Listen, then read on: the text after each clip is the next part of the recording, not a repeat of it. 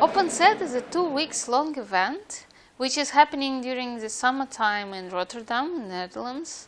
And the program includes workshops, lectures, presentations, and of course studio visits. OpenSet was initiated 4 years ago by a group of master design students who were passionate about social influence, responsibility, and potential of design. So those remain the key focus of the program.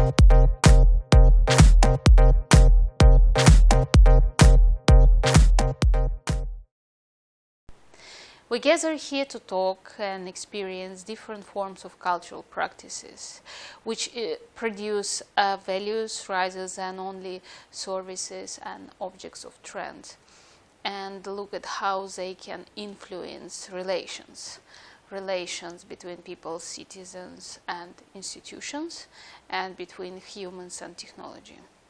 In this area of research, there are a lot of interconnections with the broader practices of creative industry, design research and art, and etc.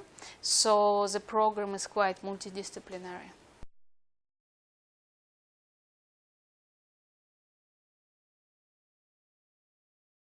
Thanks, Vlad, for the introduction. Thanks, OpenSet, for the invitation, and thank you all for coming. And I have to warn you, indeed, it's going to be a crash course. So it's a lot of material departing from, let's say, a European history of aesthetics, philosophy, and arts and design. Human perception, aesthetic experience become central and actually the point of departure, where you no longer depart from the rule book, but from the individual subjective perception. You do not design a building, or you do not design a product, but you design an experience. Gamification, service design, that's all kind of deeply commercial stuff that I do not want to engage with. I don't think so. They teach designers a certain social concern. It can be a very good way of, let's say, seriously engaging with the people that you are designing for and designing with. It could be exactly what you could also focus on in this workshop. You know, how can you productively work and maybe even rescue this concept of experience from banality, and also give it back some criticality, where it's not about turning everything into I don't know, cities just into kind of event spaces. As this workshop, we're actually quite interested in how people are saying things. That is, how are they performing the roles that they're playing, and how are they actually telling us whatever information they're telling us? What are their body movements? What are their gestures? What are their tics? When do they get nervous? What I'm really interested in, that we're going to be following for the next couple days, is the act of writing in a notebook. So the idea of what I am writing down is a set of facts, but then to look very, very carefully and critically at what I'm writing down, why I'm selecting the things to write down that I am writing down, and then how do I make meaning out of what I'm writing down.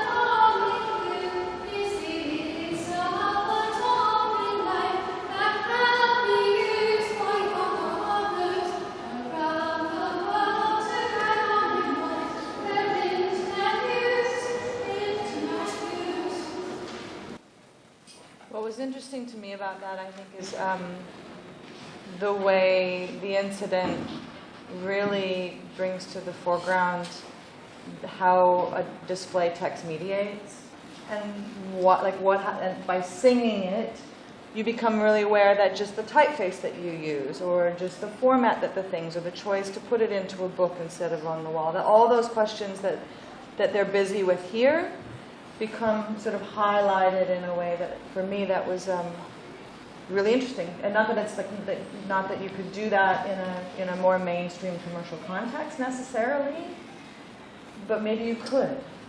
You know, there's a lot of really interesting potential.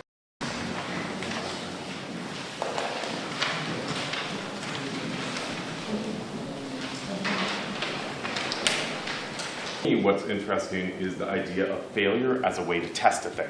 Failure as a breakpoint. On a prototype design level, like a really interesting decision, because then I'm already in the very beginning sort of confronted with how do I want to engage in this, and I'm allowed some anonymity. You know, like there's something that I think actually in some ways was respectful by doing that, by not forcing me to either, you know, yeah, I found it respectful.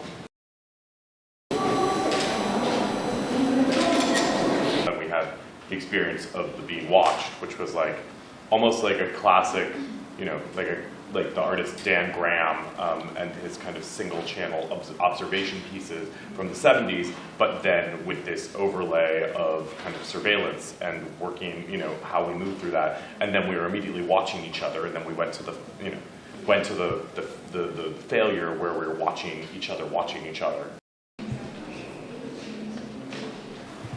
How result-oriented we are. That those three posters, that the idea that we needed to complete them and they needed to be singular, that they were not reconstructed in something completely new that wasn't even square. Right. Like, that at face value, we assumed that was what we were being asked to do. Hi, I'm Natalie. I'm a Scottish visual artist, and I've been living in The Hague for the last 4 months. Well, actually, I got was part of some email newsletter, and it was the stage moment memory experience that really caught my eye. And then I looked into it further, and I thought, I've never done a design workshop before because I've come from this fine art background, but I'm really interested in collaboration. And I thought, I'm going to go for it and do this, so yeah. The most inspiring thing for me has been the success in which disciplines have merged. So we've kind of come together in the process of creating something, either a product or an experience, and we've bridged a lot of gaps, I think, over the last few weeks. I think for me, I've always been more concerned with process than I have been with product. And everyone I've been working with probably comes more from the product rather than the process. But there's definitely, even within that, there's been this common language that's come through all of the workshops. And I've particularly liked the performance aspect. And bringing together performance and formal aesthetic has been really inspiring for me.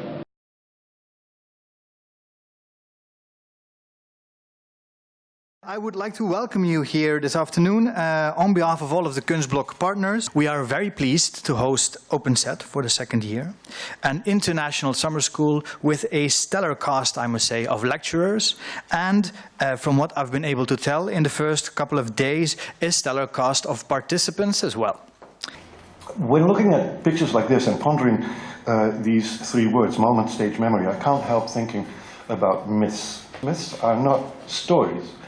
They are the seeds of an endless variety of stories.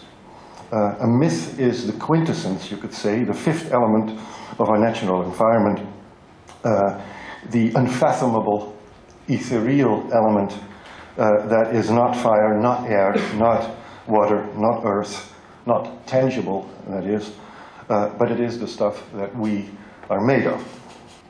We create mythologies of our own creations, and thereby we create the way we think we are placed in this world, and that in turn we project back onto our material interventions in the world. You could say that there is a constant clash between myth and reality, between the quintessential meaning an image or a monumentalized moment can have and the way you can interpret it and employ it. There's no this way. There's no unique way of interpreting myths. There's no unique way of staging moments of memory. There is either way.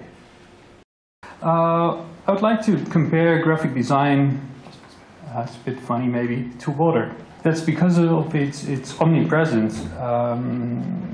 You know, people depend on it, but hardly anybody questions its origin. 24/7, we're under the influence of screens, of papers, of magazines, of packaging, posters, numerous other media. And we seem not to be aware of the fact that all this stuff is designed by thousands of graphic designers, designed by fellow human beings. These guys and girls designing, they actually provide structure to our world. They steer our attention and they shape new insights. And therefore, I believe, designers can help us to engage with changes in society. What do we mean then when we say technology is not neutral? And not neutral can also be not ethically not neutral. And this has to do with the choices that are being made. All the time that it's about questions about good and bad. That's what ethics is mostly about. And you as designers continuously make decisions about what is the best way to implement, to design, to give shape to the technology that I'm aiming for. Designers are usually not so directly aware of that. I would say almost no one is acutely aware of the fact that unconsciously they are projecting interpretational norms or their own hermeneutic program, so to speak, onto whatever they're doing all the time. In the philosophy, what is often assumed is the practice is neutral, and then we add up norms and rules and things. If you look at architecture or art, there is a norm there. You can debate about which one it is, but it is there, and the rules have to do justice to this inherent norm. And the way you design your technologies, etc., helps you to enhance this, to bring up this norm or to bring it down. Most of all, I connect and interconnect local knowledge on global level. What is important, what past knowledge should be reactivated for future generations, become part of our future global heritage, and may contribute to understanding the incomprehensible world around us. How does imaging and perception work? Understanding heritage is basically understanding your own values as a person, as a member of a family, a community, society, and as an expert. Being aware of, even deconstruct the systems of our appreciations or values of heritage, culture and arts is essential. By critical observations, understanding perceptions, interpretations and manipulations. Do you think designers should also start to feel responsible to enter into the policy making? Yeah. To be concerned about governance issues, to adapt your language, to adapt your sense of time, to go through boring processes to make a difference, the small step. How to invite people who are engaged, who are emerging as thinkers, as makers, to participate in ways to get to the table that's of useful conversation, to be where both minds and money are so that things can happen. I remain an artist, and I think that's my force, that I can bring on the table things they might maybe even want, but they are limited and they can't. I'm not saying that you should stay away of politics, you should get involved, but from a designer perspective, you should deal with political issues and you should comment on it, and you should be, I think as a designer you have the obligation to be socially responsible. So I think what designers can do is make really quick tests of ideas and run it in society, and then have this as input for policy.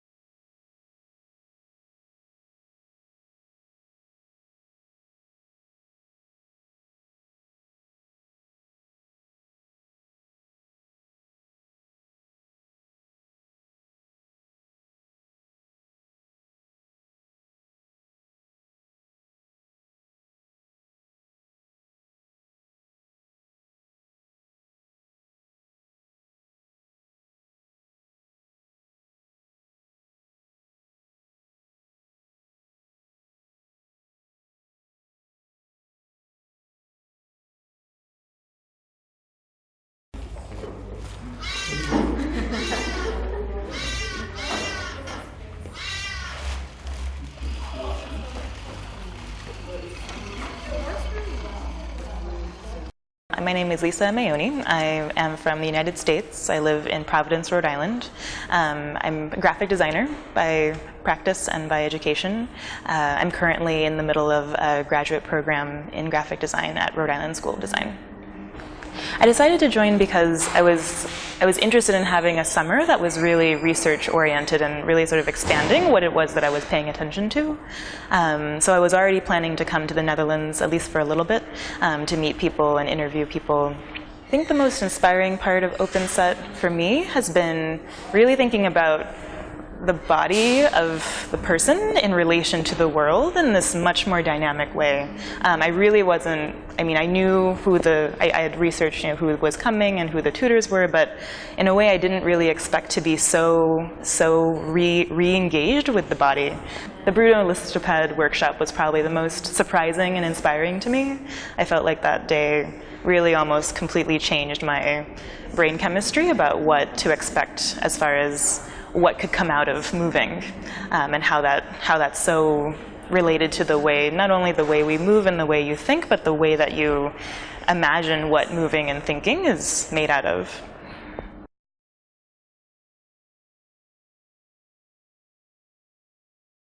We look upon like, if I think differently about movement, if I choose to use other lens to look about movement, that we are not a body in the empty space, but we are a body that forms the space where we are operating. We are a body that creates the room where we are performing. Performing, I mean not performing for a public, but performing in life. How to create concepts that can make me feel differently, that can make me think differently. Tune with what is there, and then try to become strange to what we experience, to strange your own experience. Yeah. And then let's try to think about it. No.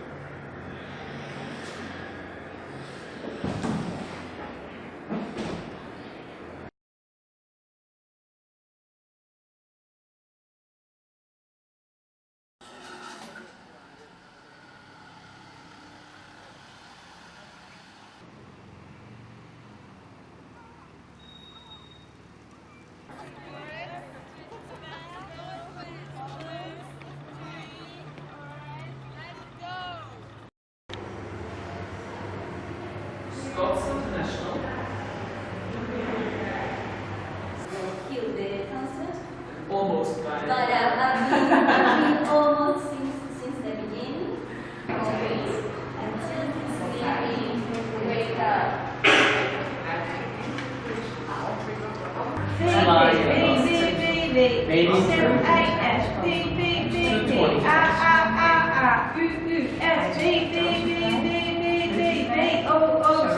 Present without the power, academic, true team, immediate time, sorry no name.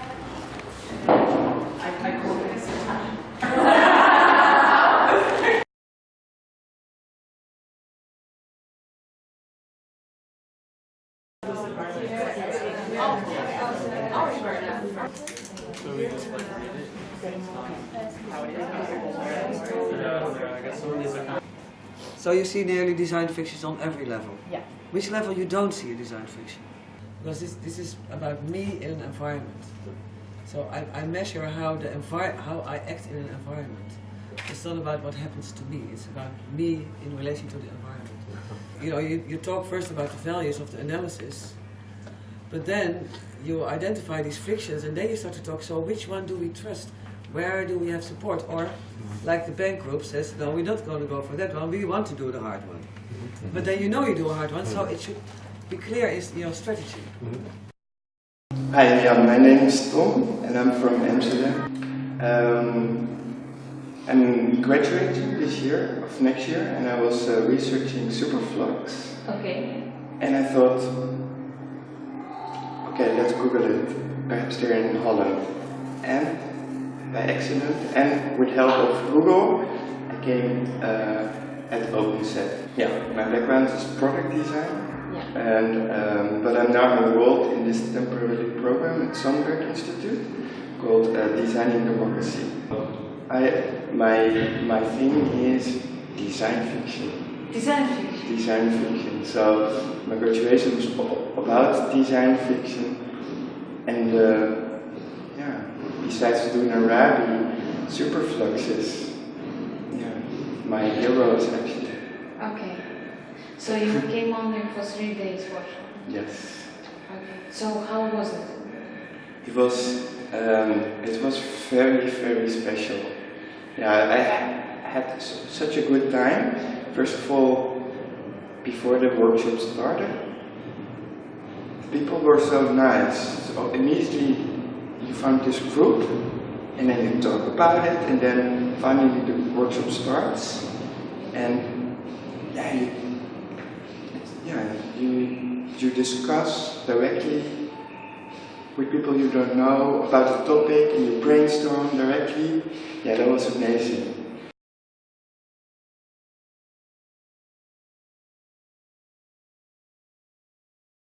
And I hope in this workshop we can start thinking is plurality, is the idea of multidimensionality in terms of how we think about history, present and future. So this workshop, what we essentially want to work with you is to start using your design capacities and your creative capacities to start being involved in thinking about a future world, but thinking about a future world not from a point of view of trends, but from a point of view of weak signals, from a point of view of criticality. This is a ball of energy. We're all feeling tired. This is a ball of energy. Let's be throwing it around. We all start feeling energized. So the idea is to start off with, we're just going to pass it in one direction. When you pass it to somebody, you say zip. As soon as you have the ball of energy, you have to go zip and pass it to the person next to you. Okay, zip. And then you take it and then zip to the next Quick, person. Zip.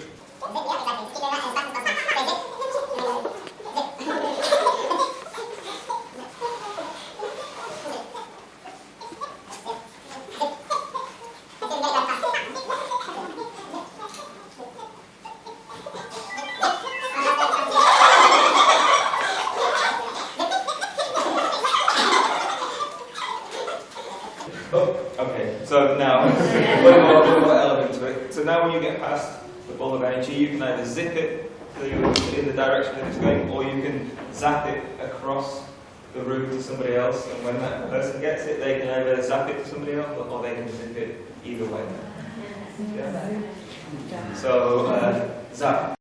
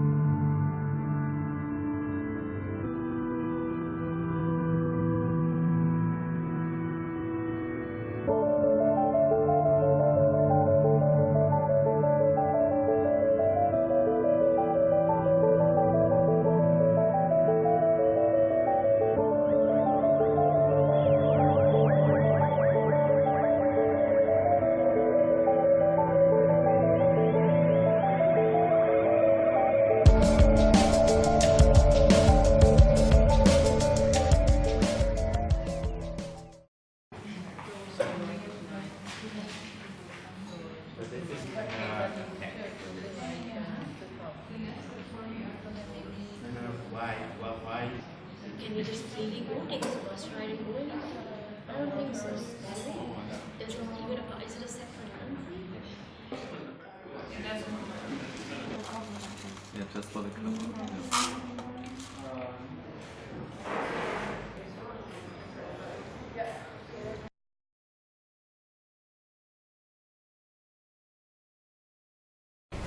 So this front page of a newspaper is taken from the time where the Dutch government has just released a policy decision to move these Chinese migrants into container communities that they will be constructing. So Geertje wrote an article about the situation. I wrote a narrative op-ed from the opinion of one of these migrants. So if you guys want to just take a couple of minutes and... It's very interesting, it's very relevant, and I like the way that you've got this kind of the political solution versus the kind of the human story. I think is a nice kind of juxtaposition and kind of aspects of the same issue. And yeah, so it's really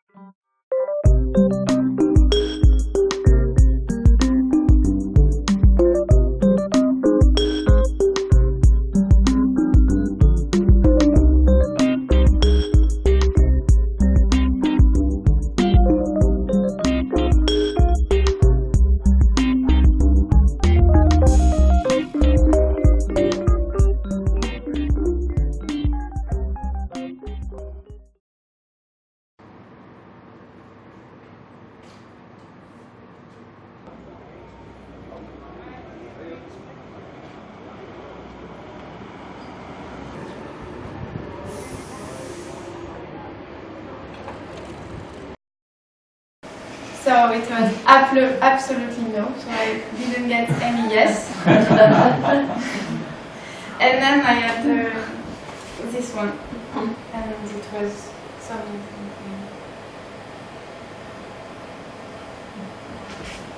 And these three sentences, I found them on websites where they say, okay, how should you approach a girl on Tinder? And then they propose 3 steps, like how to choose your pictures. You should put 3 pictures and show your interest, so show a nice profile, show that you are someone dynamic. Then how you should write to this person, so they give this kind of sentences. And they go even further, like if you will meet this person, they give you tips on how you should react and what you should say during the meeting. So. And I decided to carry or take my walking tour from Scotland to the beach. I asked people if they wanted to spend a few minutes or however long they wanted on the walking tour, and I offered them either tea or Scottish whisky. He is from the north of Holland and has lived here for a few years with his wife and 2 kids. This is Dirk. He was extremely hungover, so didn't want whiskey or tea. In fact, any type of liquid was not going to sit well with him, he said.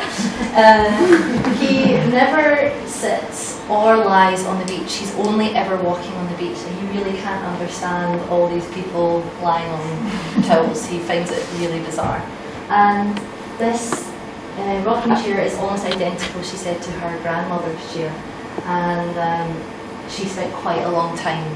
She asked for a cup of tea and just sat there for quite a while enjoying the view. So this is what I did today. And I'd like to continue with this process by offering you all some Scottish whisky. About the intuitive human approach, I found a really awesome poem from Korean poetry, and I would like to share it with you. The flower, Kim Chun-soo. Before I called her name, she was nothing more than a gesture. When I heard her name, she came to me and became a flower.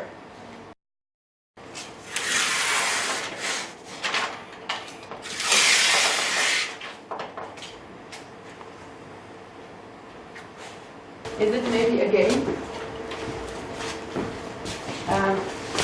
Yesterday evening, I was not interested in doing an assignment. Like, I wanted just to have fun, and I learned a new game. It's called 7531.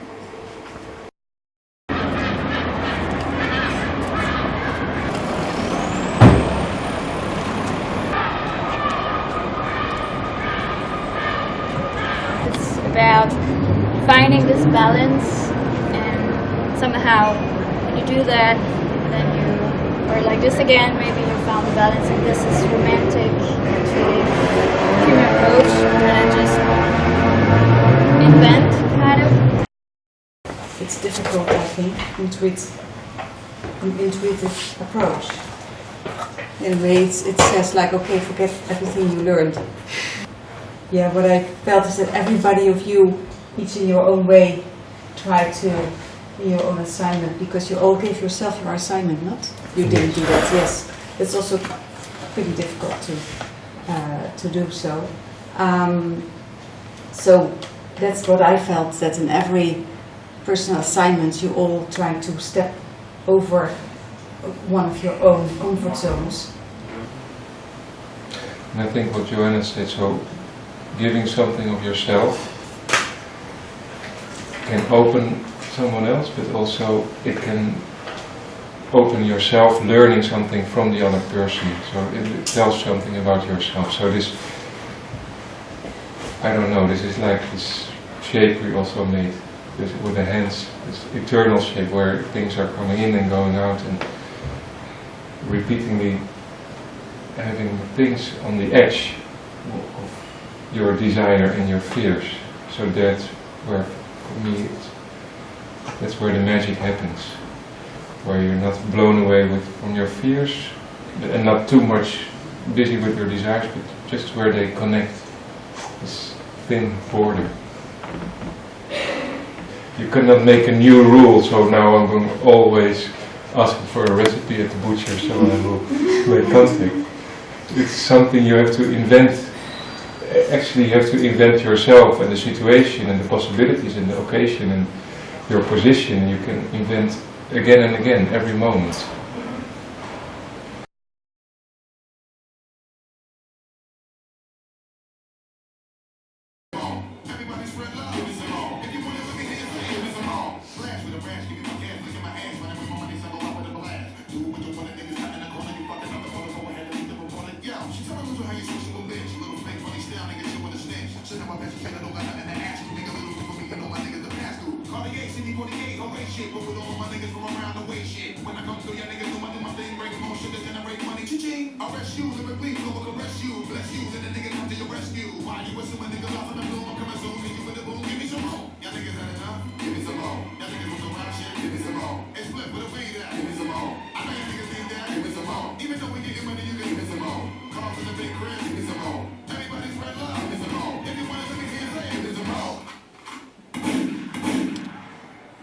That was it.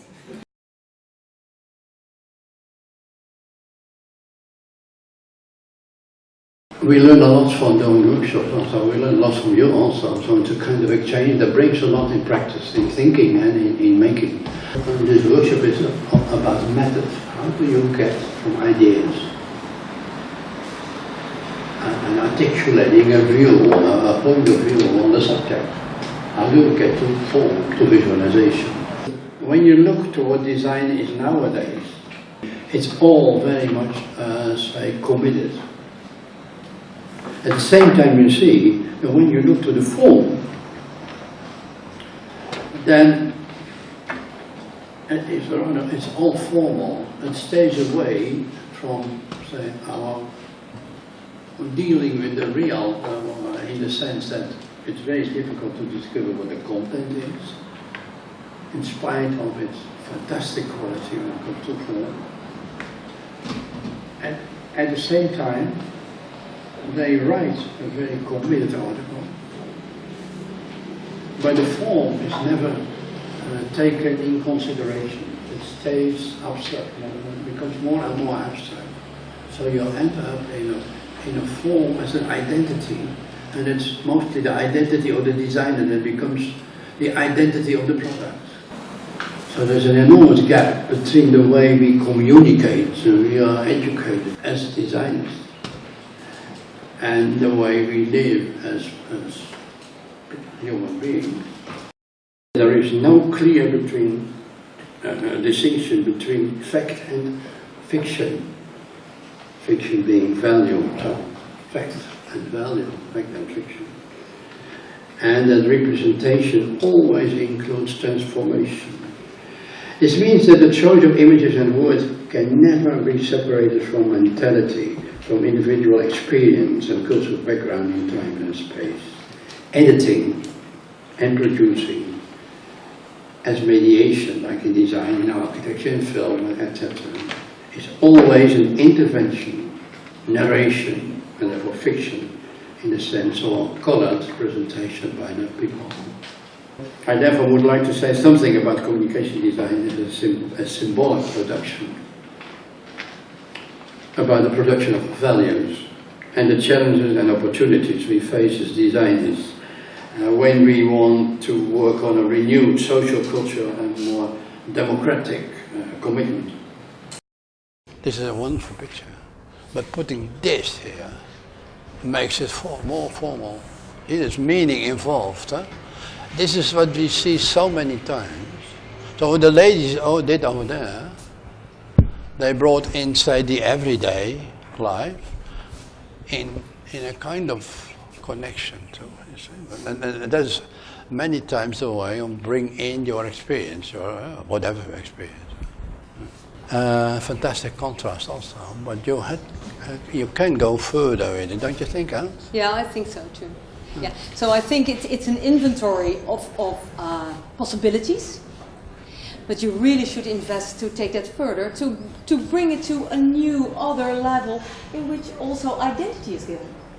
And you know, everybody's talking about identity in this, in design. A stronger connection. Huh? A stronger connection. A stronger coloring. You can see that, as Jan pointed to this piece. You know what or I hope, or we hope, you can see that. This is making clear a point of view on how regular media produce meaning. You start here, and then you see that. So the gaze, our looks are directed as art directors, as good graphic designers, I would say. And it makes you aware of how it works. And not because they are telling us that, because we see it, I would say. Our argument here that we came up with is avoiding global mass consumption and waste is impossible. Yet, we must continue attempting to bring production and consumption to a local community scale. And what happened then? You went through an ocean of pictures, isn't it? We went through an ocean. Could you say something about that? What happened there? Because you had to swim to find out, to get to this. Well, I don't know, the process for me was just kind of distilling like what we wanted to say. Story. And this is more a note to this side, you see? And to making it on, and especially outside of this frame, it's really a remark, a visual remark that worked very. This is what you discover and can read, and there is this side. It is a regime of, no, it's a regime of looking. We learn it in our schools, we learn it in design, we learn it maybe also in art. Well, it's not your discipline, it's the profession of design, but that's how it's learned. It is a regime, it's not natural, it's not organic. We call it aesthetic, maybe you need another aesthetic, because it tells the story better. And then we learn to all do it formal, we have learned to formalize, to reduce, to much more white on the page, more space on the page, we need air to breathe. Do you need it? Oh, not always. Right, and we're going to the third one now. Yeah. Another successful one. What was great to see during these 2 weeks is that a lot of young designers are open to question the conventional way of working, and they're seeking for alternative forms of design practice. What may be even more inspiring for us is that they're thinking about what design can do for alternatives of how we are thinking and how we are looking at the world. Also, these young creators recognize and discover the profession from the angle which they did not know before. And this is a very exciting and motivating process for us to continue.